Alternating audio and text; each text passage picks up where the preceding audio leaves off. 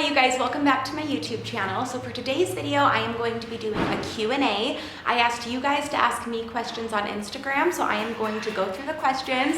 I have not read them yet. I'm literally going to be seeing them for the first time as I film this video. So if you want to see all the answers to these juicy questions, stay tuned. Okay, so I am here in my office today and I have Bentley with me, so he's gonna be just chilling while we answer these questions. So I just got on Instagram and I'm gonna start reading them and answering them now. Okay, the first question says, advice for a new stylist who aren't starting off with assisting and also moving to a different state. That's a lot. Congratulations on moving. My biggest piece of advice usually is to assist, just because I feel like school teaches you all the basics, but assisting teaches you how real life artists kind of take those basics and turn them into technique. And it's also awesome to assist a few different people because different hairdressers do things different ways, and it's always good just to kind of like get out there in the real world and see what's going on.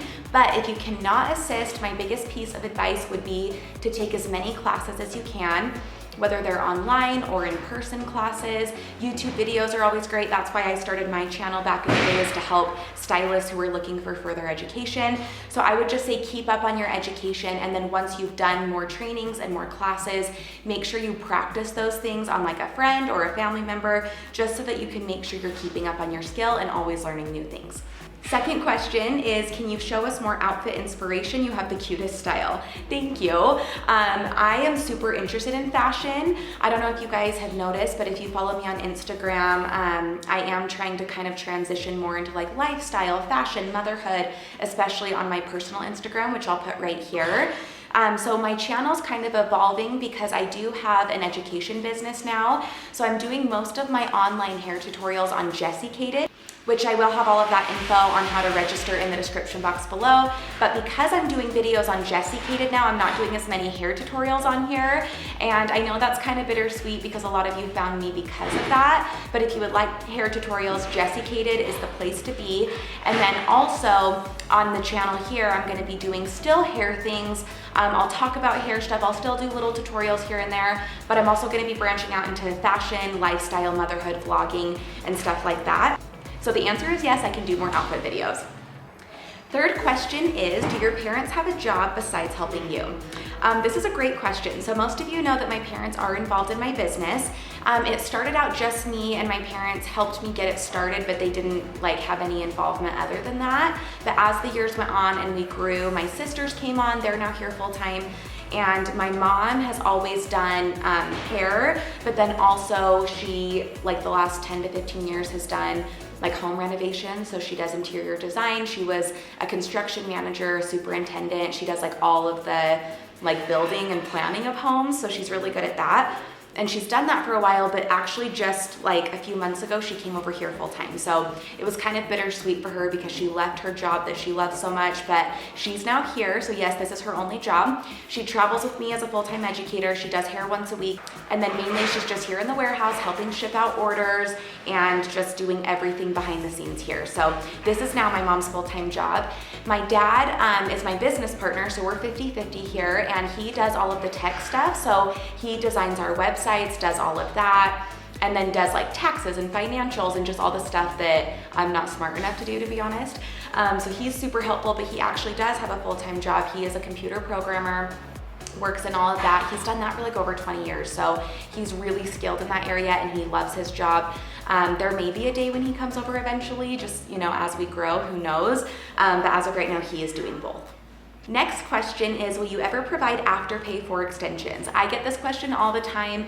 Right now, we are on a platform for our website where we actually can't offer Afterpay. It's so dumb, I know, but we are looking into it. We figured out how to do a subscription plan so that we could offer payment plans for classes, but we have not figured out how to do it for extensions or clothing yet. That's definitely on my goal list, so it's something that I'm really hoping to work on, and I will let you guys know if it happens because it's definitely something I'm interested in. How to open a successful studio salon is the next question. I've never done a studio to myself, So I don't know if I have like a ton of advice, but as far as like doing your own business, whether you're booth running or you're doing a salon, the biggest piece of advice I can give is work hard and don't give up. I know that sounds pretty basic, but it can be a lot of work. And once you're going into something like that, you realize there's so much more to owning your own business than you probably realized as far as taxes and money and business licenses and laws you have to follow. So I would just say do your research, have someone help you, whether it's an accountant or a business manager or someone that can kind of help you navigate those waters.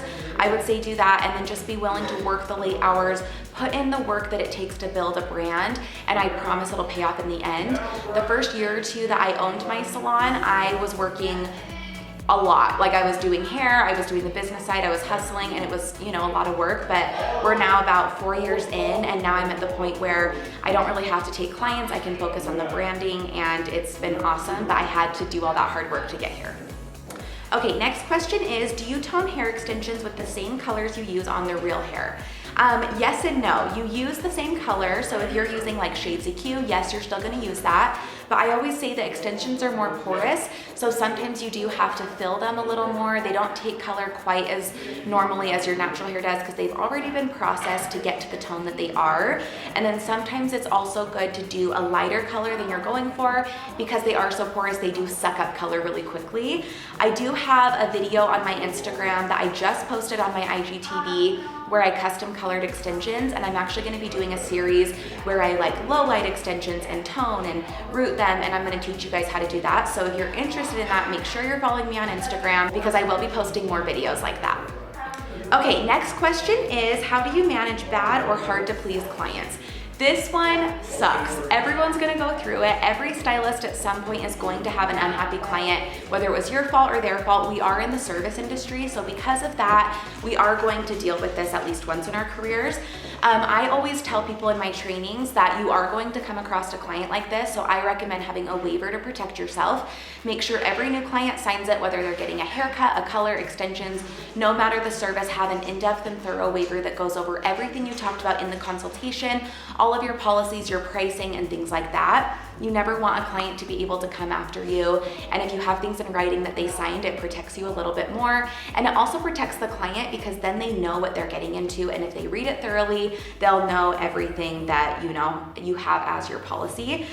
So I would say that for sure. And then as a stylist, always be willing to fix or help once. So let's say a client doesn't like their hair, whether they're really mean to you or really nice to you, you need to give them a chance to vent and tell you their feelings. You try to fix it the best you can. Always be accommodating in that situation. And then if it's still not going anywhere, they don't want you to help them, or they don't like what you do after you help them, then it's okay to kind of cut those ties and say, this may not be the right fit. I did the best I could, but you might be better suited with a different stylist. And it's okay to fire a client in that situation. Okay, the next question is, what helped you be confident at what you're doing while in hair school? This one's hard because when you're a hair school student, you kind of feel lost. You don't really know what you're doing yet. Even though you have a passion for it, school can kind of suck that out of you at times because it's school, no matter what school you're going to, it can be hard. And also you have your instructors there like holding your hand and telling you what to mix up and what to tone with. So it can be kind of hard to like have that confidence on your own because you do have someone there helping you. So I would say, I would always try when I was in school to have my client come in, come up with a game plan, and then instead of going to my instructor and saying, okay, what should I do? I would go to my instructor and say, okay, this is what my plan is. Tell me if this is right or wrong and how I can, either go about it better or if I'm on the right track. That way you're bringing this plan to them. You've already thought of formulas and techniques, and they're gonna be impressed by your confidence, and that's also gonna help you learn because you have to use your brain to kind of come up with what you would do. So I would just say take the initiative and honestly fake it till you make it, because if you pretend to have that confidence, it's gonna follow. Next question is, how much do you spend on clothes and do you have a budget? I tend to be a shopaholic. Sorry, Jordan, he hates it. So I try not to go too crazy. Luckily now with Shop Ash & J, which is my clothing boutique, if you guys didn't know, I will link it in the description box below. I get to pick all of the pieces for that, and so it's all stuff that's really custom to me, and I do have a lot more clothes than I did before because of that, which is awesome. But I do still like to splurge on certain things. My favorite brands to shop outside of Ash & J are Madewell, Free People, and Urban Outfitters. I would say those are my 3 go-tos. I love Madewell jeans. I have a lot of jeans from there because they're just such nice quality, and they have really good policies on like exchanging them or like donating your old jeans to get a deal on new ones. And I feel like they do last me a while.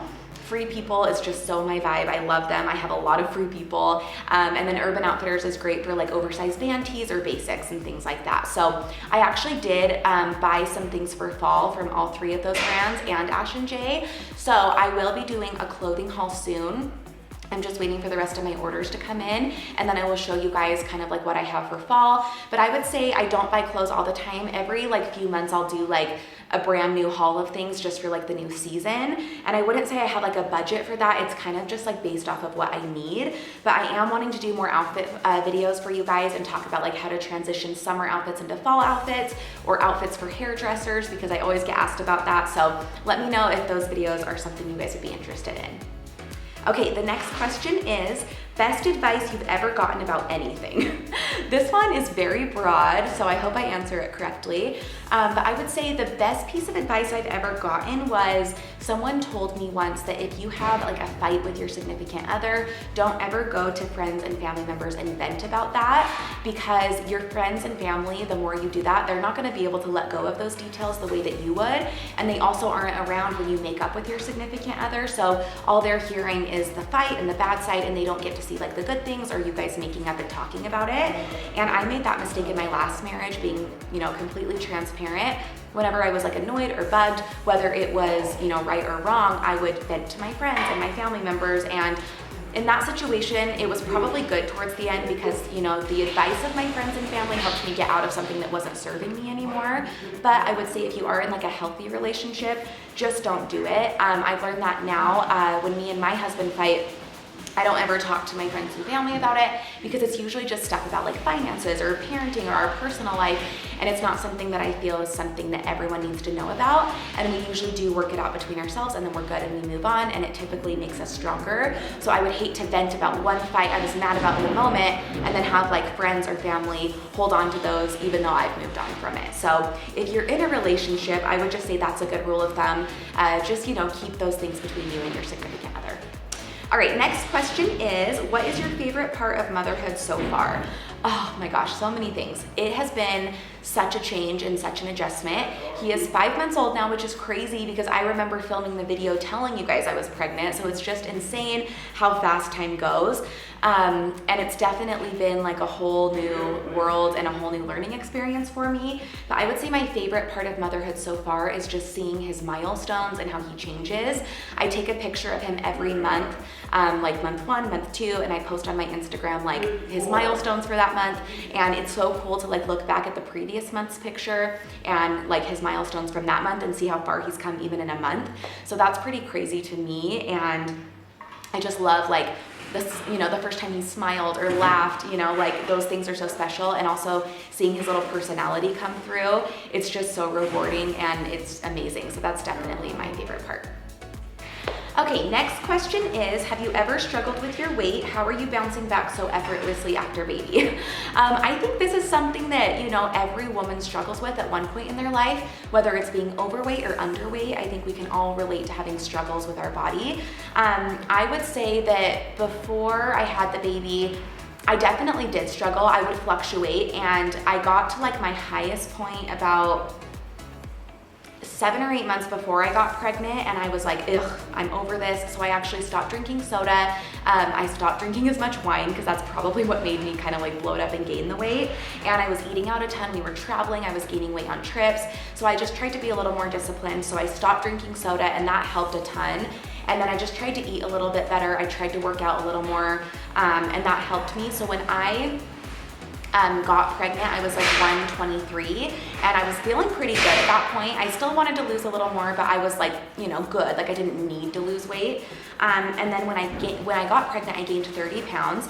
And that was, you know, hard, but also you're pregnant, so it's expected. And then after I had the baby, I lost like 10 pounds pretty like naturally. I was breastfeeding, and you know, you're not pregnant anymore, so you're losing all that weight over the next 6 weeks of just like fluids and stuff like that. Your uterus is kind of, you know, going down and shrinking, so naturally some weight falls off. But I felt like I got stuck at like 135, and I was like, oh my gosh, this is like my weight when I was my heaviest. I need to do something. So I did start to, and that was around like 2 months, and I'm now 5 months postpartum. So around 2 months postpartum, once I was like healed and I was feeling better, I started eating better, eating less. I cut out soda.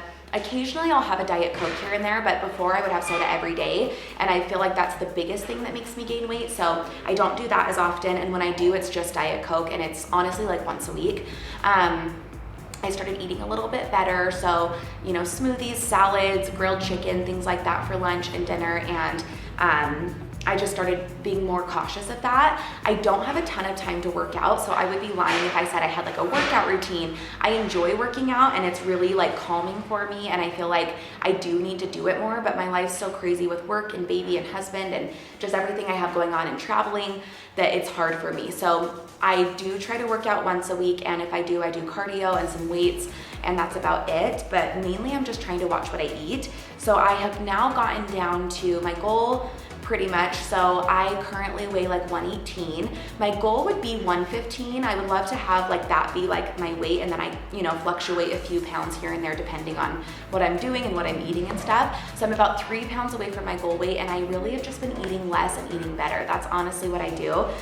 So I'm feeling pretty good. I definitely have more energy. But I would just say that you just gotta, you know, do it. Focus on eating better, working out, and those things will naturally make you feel better. So I feel pretty good that 5 months postpartum and I'm like where I wanna be. So I would just say be dedicated, have goals for yourself. Don't beat yourself up if you don't reach them immediately. Don't push yourself too hard, especially if you've just had a baby. You know, it can take up to a year to get back to where you were. Your body grew that human being for 9 months, so it's not expected to bounce back immediately. But as long as you're taking care of yourself, drinking water, and eating better, you should see it naturally fall off. Okay, the next question is really great. It says, extensions are a really popular market. How do you manage to stay afloat despite competition? Wow, so this is hard because extensions are gaining more popularity. More and more people are doing trainings for them. More people are getting them. I remember a few years ago, extensions were kind of a taboo thing. No one wanted you to know they had them. And now everyone talks about them, which is really great, but it does mean more people are doing them. So as a hairdresser, you have to find a way to make yourself stand out in the extension market. I would say for me, I broke into extensions and I wanted to really be unique. So in the beginning, I would post before and afters. I would post pictures that I thought would attract clientele. And I would say posting before and afters is super helpful because a potential client is going to see the before and they're going to relate to it and be like, oh my gosh, my hair looks like that and it can look like this, and it's going to make them want to book. So just kind of posting consistent photos, showing your work, explaining the details, and just kind of making your clients want the extensions is really going to be important. And then also decide on a brand for yourself. Make sure you're consistent with your branding and make sure that people know when they see your photos or they see your Instagram, they know who you are because you've built that brand. It can be really hard, but don't get discouraged. You just have to be true to yourself and continue working hard. And I promise it will follow if you're just continuing to do that. Okay, a few more questions. Okay, this question says, do you ever feel like you constantly have to be on since your platform has grown? The answer is yes. This one's hard because I feel like I have, you know, kind of created this business and this, you know, person that people relate to, and it's who I am and it's me, but I'm also human and I do have days where I don't feel good or I'm in a bad mood or I'm stressed or sad or anything like that. So sometimes like when I run into someone who knows me outside of the salon, and if I am having a bad day or if I didn't get ready that day, it can be kind of stressful. But at the same time, anytime anyone approaches me, I do feel just like immediately grateful that they know who I am, they follow me, that they support my business. And so it's not hard for me to like turn it on in that situation because I am just happy to meet them. So if you do see me, say hi. Not that I ever like get recognized that much, but it does happen sometimes. So don't ever be scared. I always love to meet people, but I definitely do feel that pressure sometimes. What has inspired you to do what you are doing? I love you so much. Thank you. Honestly, just being the best version of myself and being someone that can help other people. I started my salon to give stylists a safe and fun environment to work in, and I started the education business to help other stylists and the extension business to help people feel beautiful. So I feel like the main root of all of the things I start is to help other people, and that really satisfies me. That's why education is so awesome and why I love it so much, is because we help like 30 students in one day, you know, like increase their profit and change their lives. So that keeps me inspired, and I love learning new things and meeting new people. So I feel like I'm never gonna burn out of this side of the job because I love it so much, and just seeing how we can help touch people's lives is also really gratifying. What has been your favorite hair color you've ever had? I'm feeling blah with my color. Oh my gosh, I've literally been every color in the book. I always love doing the pink that I have right now. I wouldn't say it's my favorite, but I love doing it, and it's like a fun favorite to do like a couple times a year. But the most me I feel is when I'm like super bright blonde. So that's what I've been recently, and I'll probably do that again. I'm getting my hair done this week for my wedding, so that's what I'll do. I love changing it up though. I love going darker. I love being a dimensional blonde. I honestly love them all, but bright blonde is my favorite on me. What is the paste or gel that you use for your baby hairs around your bangs? I get asked this all the time because I rave about it. It's called the Kenra Texturizing Taffy. They have the original version and a matte whipped version, which is really cool. The original version is my favorite, and I usually just use it in my bangs to like smooth everything down. It gets rid of flyaways, and then sometimes I'll even use it like through the ends of my hair, and it helps hold the style. And especially being postpartum, I have like these sad little baby hairs now, and it really helps sleek those down. So if you're having that problem at all, go get the Kenra Taffy. This question says, how do you do it all? I'm a booth runner and salon manager and a new mom. You amaze me. Well, congrats to you. That's exciting. I don't know, honestly. People ask me that, and it's something I'm still kind of struggling with to find balance. Before I had my baby, I was so used to working 24/7. I've always been like a go, go, go person, but when you have your own business, it's like literally go, go, go 24/7. Like you never take a break. And I got into that habit for so many years. So having a baby now, I've had to kind of like differ the way I think and do things. So I have like full-time nanny, I have a lot of help. That's honestly like the way I do it. And then I just try to make sure that I'm working when I'm here and I'm present when I'm home, so I can spend time with my husband and my baby. And I haven't been perfect at it. There's still things I work on when I'm home, but for the most part, that's kind of why I did like my office in this area. If you've watched some of my other videos, you've seen that I like kind of created this space into like a studio office. And now that I have an office set up, it's so helpful just to get things done in here. So that way when I go home, I can focus on home. But I would say like the number one piece of advice I have is just prioritize things. So like know what's at the top of your list and be okay if some things don't get done. I have a to-do list for every single day, and I sometimes get really stressed when I don't get it all done, but I know I can do it the next day. So just prioritize things and make to-do lists, and you know, just figure out what is most important to you and work on that, and then go on to the next thing. Marketing advice for independent stylists. I am so passionate about this one because I truly believe that social media marketing can get you anywhere these days. It's the reason I have my business, my YouTube channel, my Instagram, all of that has gotten me to where I'm at. And now I have a podcast and other things, and it's just so cool that social media and technology can connect us all this way. So my biggest piece of advice for doing that is being consistent. I know it can be hard, especially with YouTube, if that's what you're interested in. It's so hard to constantly be thinking of ideas and creating content and filming and editing. It is a lot, but you have to stick with it. I know of so many people who start channels and then they just give up after like a couple months because it is hard, but you have to push through. If I wouldn't have pushed through that hard spot, I wouldn't be where I'm at today. And I still have a long ways to go, and I'm still trying to, you know, accomplish certain goals. So being consistent is the best way to get clientele, get subscribers, get an audience to listen to what you have to say. And I'm just super happy that I stuck with it because it did pay off. So post consistently on your Instagram, post things that you want to get, you know, post for the clients you're wanting to attract, and just be consistent, be yourself, and be genuine. Let people get to know your personality behind the chair. That's a big thing because a lot of times, you know, we follow all these hairdressers who just post hair, and that's great, but if you can post something unique about yourself, let them know you a little more, that's gonna attract your type of client to come to you. So be consistent, post what you want, and also just don't be afraid to be yourself. All right, the very last question is, do you ever take a break from hair extensions?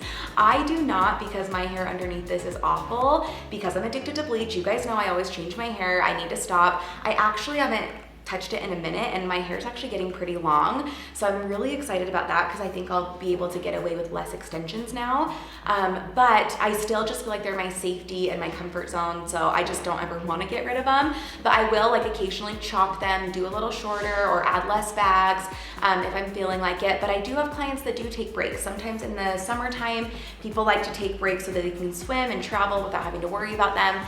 Some people will just take them out for like one move up cycle and then put them back in. You can totally do that, but just know it's actually not necessary. If your extensions are put in correctly and taken care of the right way, you don't need to take them out for the health of your hair. As long as you're getting them moved up on time, your stylist is trimming your hair, putting them back in, you should be good. Honestly, a lot of the times my clients will come back after a few months of having extensions and they actually have thicker, fuller hair underneath them because you end up putting most of the heat on the extensions and your own hair gets a break. So even though you have all this hair on your own hair, think of it as kind of like a protective shield, and your own hair is actually getting covered and you don't put as much heat on it, so it's actually getting healthier. So I always say that to my clients, but you're totally free to take breaks if you want to. All right, you guys, that is it for the Q&A today. I have a lot more questions, but I didn't want to make this video too long, so I will do a part 2. If you want to ask me a question, make sure you're following me on Instagram. I have my personal and my hair page, which I'll put right here, and ask me a question anytime and I will answer it. I will put out little stories like, hey, ask me a Q&A, and then I'll save those. So look out for those, and I will see you on the next one. Hi, Benny. Can you say bye? Say bye to the YouTube channel.